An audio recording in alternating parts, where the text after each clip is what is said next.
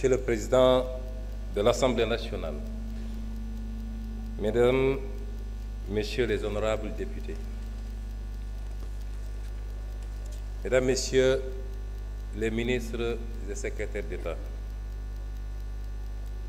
Mesdames, Messieurs les anciens présidents de l'Assemblée nationale, Mesdames, Messieurs les représentants des corps constitués de l'État, Sénégalaises et Sénégalais, chers compatriotes. Monsieur le Président de l'Assemblée nationale, honorables députés, c'est avec un profond sens du devoir et une vision claire pour l'avenir que je me présente aujourd'hui devant cette auguste Assemblée. À cet effet, je prends la parole humble face à l'immensité de la tâche à accomplir. À travers votre institution, je partage avec les 18 millions de Sénégalaises et Sénégalais vivant dans les villes, dans les campagnes et de la diaspora, la politique générale du gouvernement pour les 5 prochaines années, adossée à une doctrine et des principes de rupture systémique pour les 25 prochaines années. En cette année 2024, les Sénégalais ont montré à 2 reprises à la face du monde que nous sommes un grand peuple, une grande démocratie. Beaucoup ont douté, mais les Sénégalais dans leur majorité ne l'ont jamais fait. Nous avons regardé l'avenir parce qu'il était synonyme d'espoir. Nous avons affronté les épreuves pour avancer. Avancer pour ne jamais sombrer. Notre nation ne s'est pas laissée perdre par le doute, parce que nous sommes un grand peuple, animé d'une foi inébranlable et poursuivant un but commun par l'apport de tous. Et ce but, c'est la construction d'un grand pays qui compte dans le concert des nations. Alors, n'ayons pas peur de questionner nos certitudes. N'ayons pas surtout peur du changement. Monsieur le Président de l'Assemblée nationale, honorables députés, le 2 avril 2024, le Sénégal est en train de plein pied, grâce à la résilience de son peuple et à la détermination de sa jeunesse, dans une ère nouvelle de son histoire, l'ère d'une ambition restaurée, à la fois nationale et africaine, l'ère d'un projet commun taillé à la juste mesure des aspirations de notre peuple tout entier, l'ère enfin de la poursuite sincère d'une prospérité partagée par tous, loin des ressources pour quelques-uns. Cette ère nouvelle est une rupture, oui, en phase avec les orientations et l'exemple posé par le Président de la République, Son Excellence M. Bassirou Diomaye Diakhar Faye. Il échoit à toute la nation sénégalaise de rompre de manière ferme et résolue avec certaines façons de penser et de voir notre cher pays, ainsi qu'un bon nombre de pratiques établies. Cela va sans dire, cette rupture impérieuse s'applique au premier chef au gouvernement d'alternative démocratique éclatante dont j'ai l'honneur et le redoutable privilège d'être le Premier ministre. Je viens dès lors partager avec vous les principes, l'ambition et les orientations stratégiques du nouveau gouvernement, afin que nul n'ignore ce que nous voulons faire pour le Sénégal et comment nous le ferons. Le peuple sénégalais a voté de façon nette et massive pour le projet d'un Sénégal souverain, juste et prospère. Pour bâtir ce Sénégal du projet, il est impératif d'opérer une rupture d'une profondeur et d'une portée jamais vue dans notre pays. Jamais vue depuis notre accession à l'indépendance il y a 64 ans. En partant de la courbe plongeante de notre histoire. Le Sénégal d'hier, un pays modèle dans une Afrique conquérante, partie intégrante des grands empires et royaumes d'Afrique de l'Ouest du XIIe siècle à l'arrivée des premières puissances coloniales. Un pays de résistants, dont les populations ont su maintenir leur dignité, leur culture et leurs principes forts de savoir-être aux heures les plus sombres des razzias et de la colonisation, y compris au prix du sang et du sacrifice anonyme de leur vie. Ce fut le cas lors de ce grave mardi de Nder, où les femmes sénégalaises, par dizaines, ont préféré la mort à l'esclavage et au déshonneur.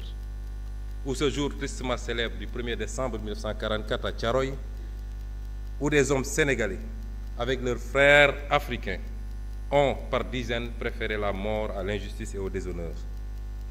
le Sénégal des indépendances, un modèle en Afrique de stabilité de ses institutions, la qualité insigne de ses élites politiques, diplomatiques, administratives ou même sociales et culturelles, et enfin, de façon plus profonde encore, sa mixité, le brassage de ses ethnies et religions et la force de son commun vouloir de vie commune. Le Sénégal d'aujourd'hui, un modèle en panne dans une Afrique sacrifiée, un modèle de développement arrêté. 64 ans après son indépendance, le Sénégal est resté enfermé dans le modèle économique colonial, exportant ses matières premières, or, poisson, arachide, phosphate, zircon, pétrole et bientôt gaz, avec peu de valeur ajoutée et important les produits finis. L'énorme déficit de la balance commerciale de l'ordre de 5 300 milliards en 2023, presque 30% du PIB, qui se creuse d'année en année, montre combien notre économie est aujourd'hui peu compétitive. Cela s'est traduit par une croissance trop faible et trop fragile. La croissance annuelle moyenne de 1960 à 2023 a été seulement de 3,1%, face à une population qui a augmenté en moyenne de 2,7% par année.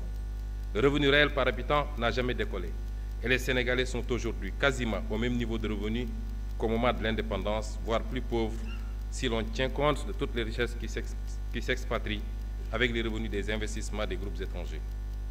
Cette faible croissance est par ailleurs concentrée sur quelques zones du territoire, notamment le triangle Dakar-Thiès-Mbour. Au final, la triste réalité des chiffres depuis l'indépendance montre que notre pays est enfermé dans un cercle vicieux de sous-développement et de pauvreté, avec des matières premières locales peu valorisées, un secteur privé national qui ne décolle pas, des filières peu compétitives, une croissance structurellement faible et fragile et un territoire national peu aménagé et pauvre. Un modèle social en crise aiguë, avec notamment une jeunesse désabusée, sans perspective dans son propre pays. Chaque année, le nombre d'emplois formels créés est très largement inférieur au nombre de jeunes arrivant sur le marché du travail. Une justice où l'action de quelques-uns a fait perdre la confiance de presque tous. Une école où l'on désapprend bien souvent et où l'on déséduque encore plus. Un modèle démocratique fortement fragilisé qui a su rester debout grâce à la résilience des millions de Sénégalais, d'est en ouest, du nord au sud. Notre peuple, notre précieuse démocratie a vacillé, mais elle a tenu. Dieu merci. Hommage au peuple sénégalais, en particulier à sa jeunesse, pour la lutte qu'il a menée pour préserver ce modèle démocratique, cette force vitale pour la résistance démocratique. Chers jeunes, chers concitoyens, nous devons désormais la mobiliser pour le développement du pays. Toutes ces régressions que je viens d'énumérer de notre pays s'illustrent de la manière la plus dramatique dans la situation que nous avons héritée du régime sortant. Je m'en vais vous faire en quelques lignes l'état des lieux et les mesures immédiates de redressement, puisque le programme ou les projections que je vous ferai plus tard ont déjà démarré depuis 8 mois. Monsieur le Président de l'Assemblée nationale, honorables députés, les actes que le Président de la République a posés depuis sa prise de fonction manifestent clairement ce tournant que notre nation se doit de prendre pour restaurer le crédit de l'État et de l'administration publique devant le peuple, ainsi que pour redresser toutes les dérives précitées.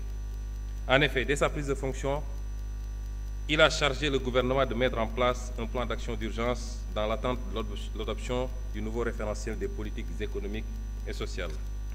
Dans ce cadre, le gouvernement a enregistré d'importantes réalisations au cours de ces 8 derniers mois qui ont balisé le chemin à la vision d'un Sénégal souverain, juste et prospère, ancré dans les valeurs fortes.